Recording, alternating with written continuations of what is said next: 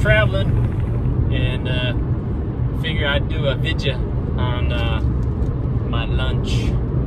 And what I got is some smoked turkey that I made in my smoker, and I put a video or a picture here. I can smell smokiness in the turkey, and it's a little bit on the dry side, but it's still moist. I probably should have basted it, but whatever. It's still good. So what I did was I got some leftover rolls from last time. Oops. Last time I ate out. And it's made a sammich. Now, here's the uniqueness of this video. I was gonna put mayo on it, but I didn't bring any mayo with me because it's kind of messy. I'm trying to drive, and I didn't want to put mayo on the bread because I didn't want the bread to get all soggy. So I brought me a bottle of Thousand Island, and instead of pouring it on the sammich and having it get all over the place, take me a bite and then a sip of the Thousand Island.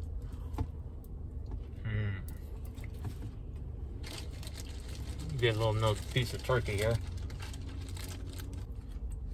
Cheers.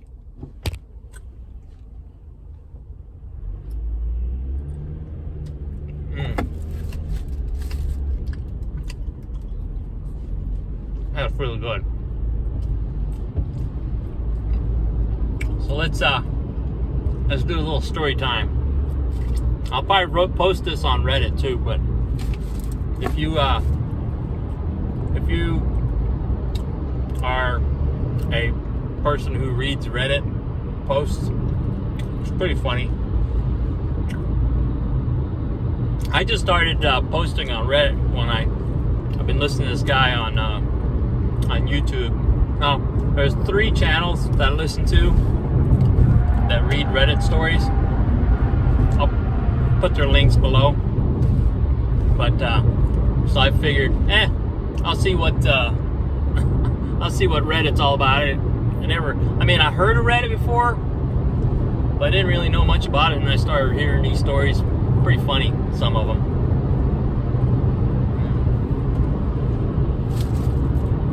They got stories about malicious compliance, where, they got a stupid boss that says, you need to follow what I tell you, and they're like, okay, and then of course the store or restaurant or company tanks because of the stupid things the manager tells them to do.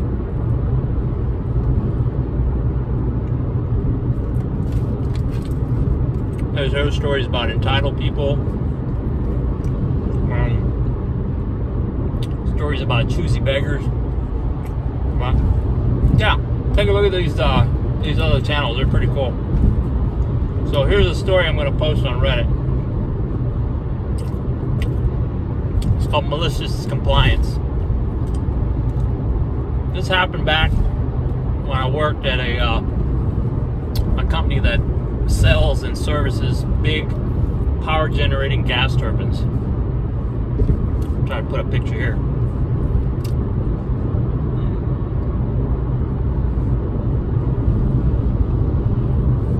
So one of the things that my department did when I started working was we had to go inspect these gas turbines for cracks.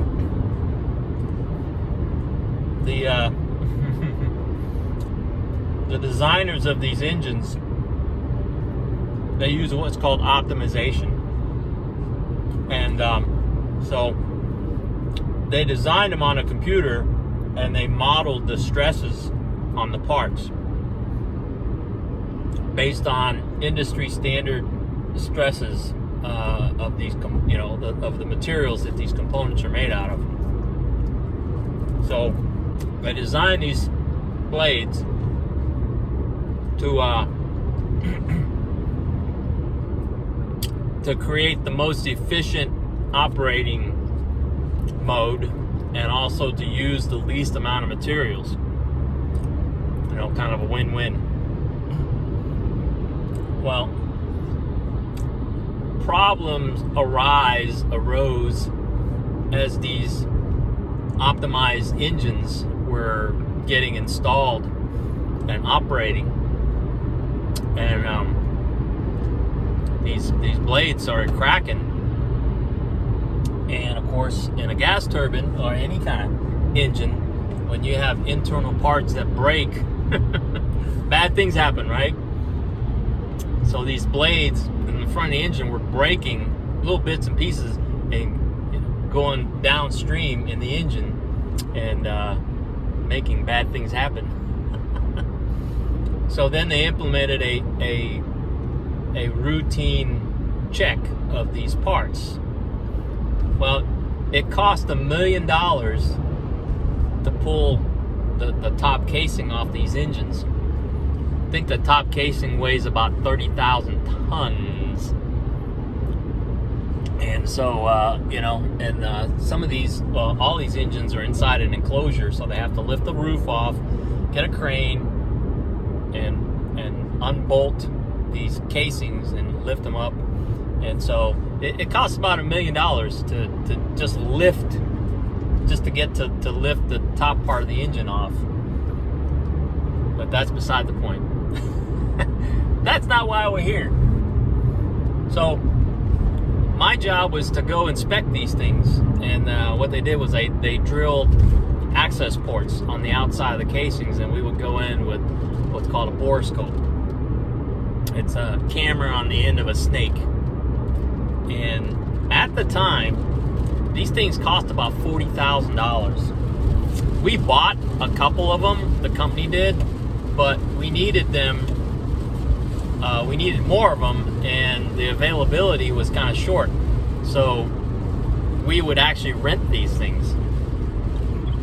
And of course, I think we had to sign a waiver that if we broke them, it was we had to pay for them.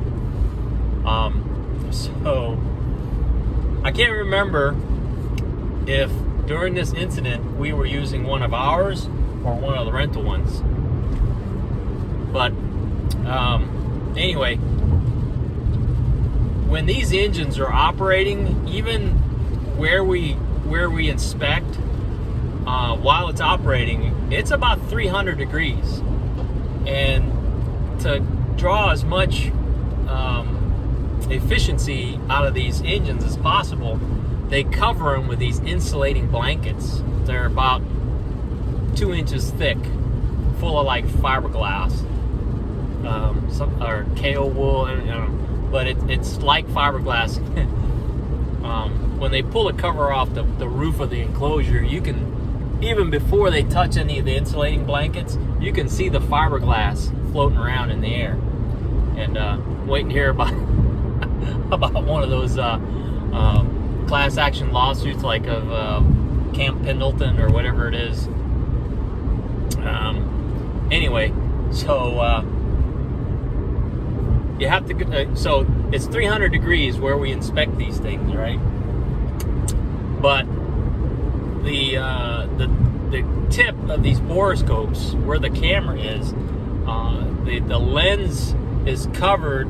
The lens is glass, but in front of the glass there's a polymer protectant shield, and that polymer is only rated at 150 degrees. So what they have to do before we can inspect is they have to run these gas turbines for at least 3 or 4 hours to cool the thing down to below 150 degrees. Well, one night,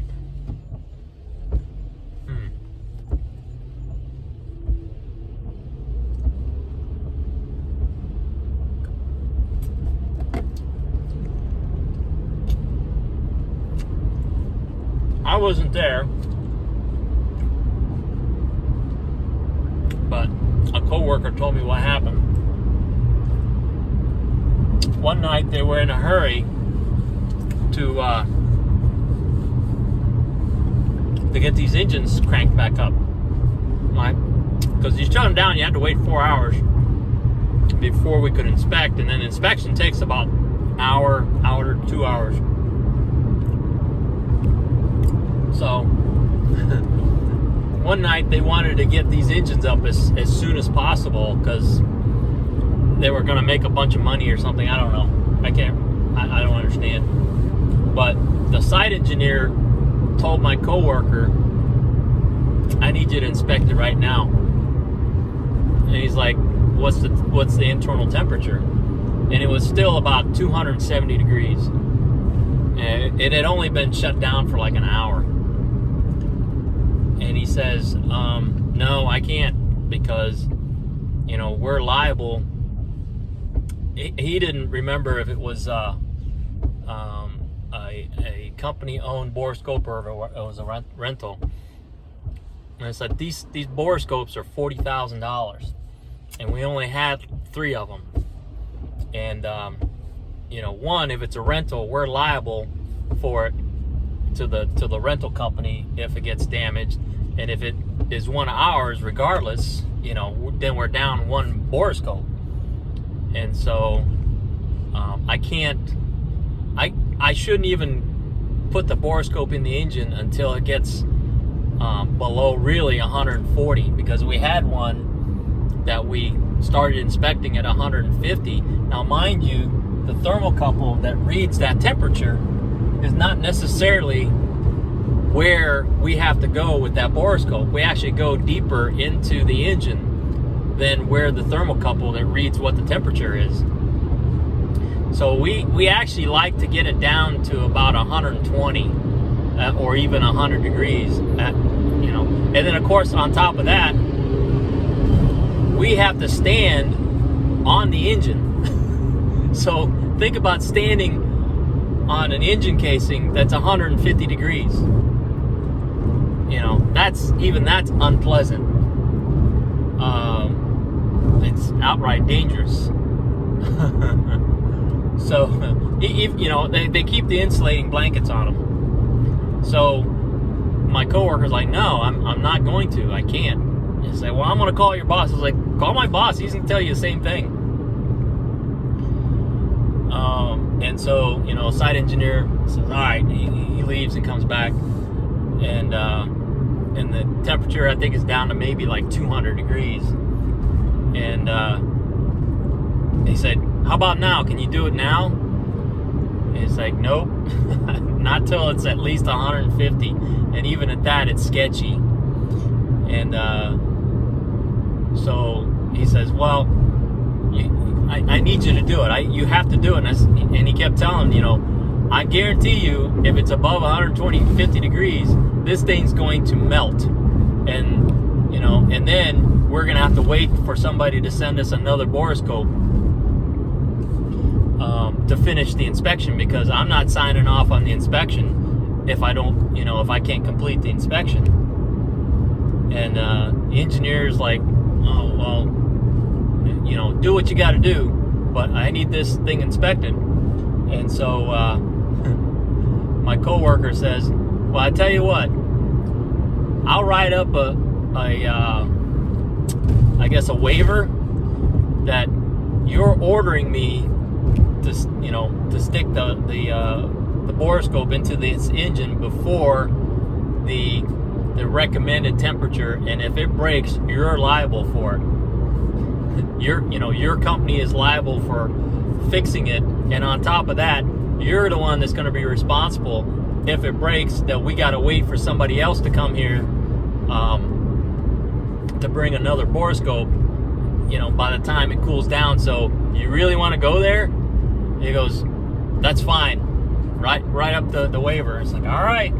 So he typed something up on his laptop, had somebody print it, and the dude signed it. And he says, all right, here goes nothing. Sure enough, he barely got the thing about, 6 inches into the engine, and the screen just went white because the polymer protective coating just melted.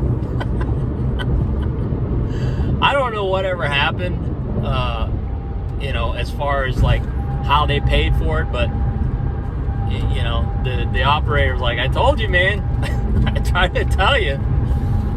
And so sure enough, it took them longer to get somebody to bring another borescope out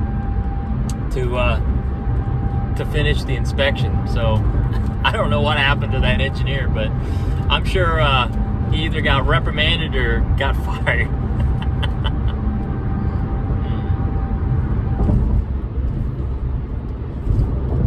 So that's my malicious compliance story. You know? Even though, you know, I don't know what the education level of this engineer or experience level of this engineer is, but apparently, even though you're an engineer, it doesn't mean you're not stupid. Cheers.